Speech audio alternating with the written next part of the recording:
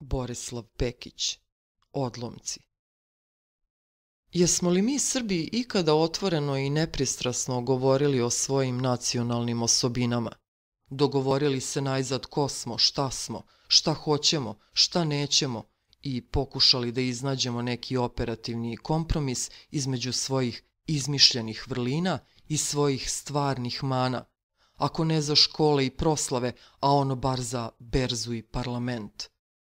Mi ti Srbi, brate, i nismo nacija.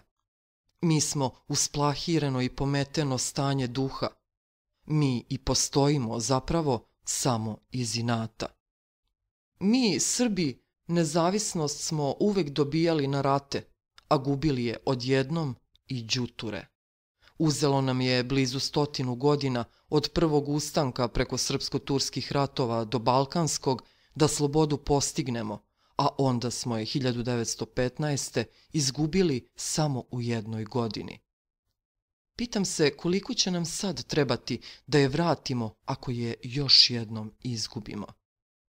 Ko se ne može uništiti u opoziciji, treba ga uništavati vlašću. U zagušljivom vazduhu moći i najotpornije ideje prokisnu. U sjaju vlasti svaka farba izbledi, pa će i crvena. Odlomci iz knjige Zlatno runo. Lešek u Kolakovskom. Aristotel je pisao da onaj ko hoće da razmotri pitanje najbolje države, treba najpre da odredi koji je način života najbolji. Jer ako to ostane nepoznato, ne može se znati ni koje je državno uređenje najbolje. Dnevnik 1968. Koja je država dobra ne znam, ali je sasvim sigurno da nije. Država u kojoj ste najbezbedniji ako ste u zatvoru. Država čija je budućnost večita, a prošlost traje samo koliko i ona. Država u kojoj snaga caruje, a um valja klade. Država u kojoj ste prinuđeni drugima da kopate jame, da sami u njih ne biste upali. Država u kojoj se jednakost sastoji u bedi, a sloboda u nejednakosti. Država čiji su građani taoci njene vlade. Država u kojoj ste srećni ako ste živi.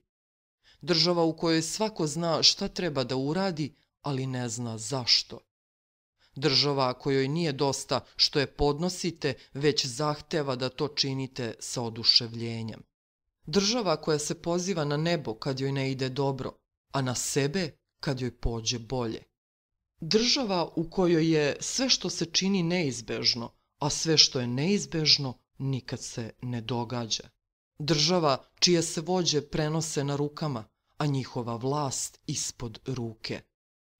Država u kojoj su sredstva za proizvodnju u privatnim rukama, ona u kojoj su u državnim rukama, a naročito ona u kojoj sredstva za proizvodnju nisu u ničijim rukama.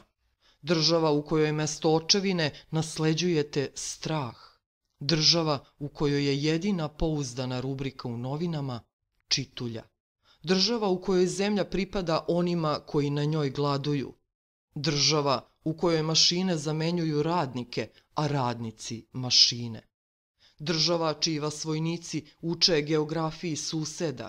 Država u kojoj lakše menjate pol nego prošlost. Država u kojoj je građanin odgovoran za svoje pretke, ali ne odgovara za svoje potomke. Država u kojoj određivanje slobode počinje njenim ograničenjima. Država u kojoj zakoni ne prethode prestupima, već ih slede. Država u kojoj je ćutanje najrašireniji oblik javnog mišljenja, a obožavanje najrašireniji vid javnog delovanja. Država u kojoj se vi i onaj koji vas progoni borite za iste ideale, samo je pitanje ko će prvi opaliti. Država u kojoj se ljudi ne sahranjuju samo na grobljima.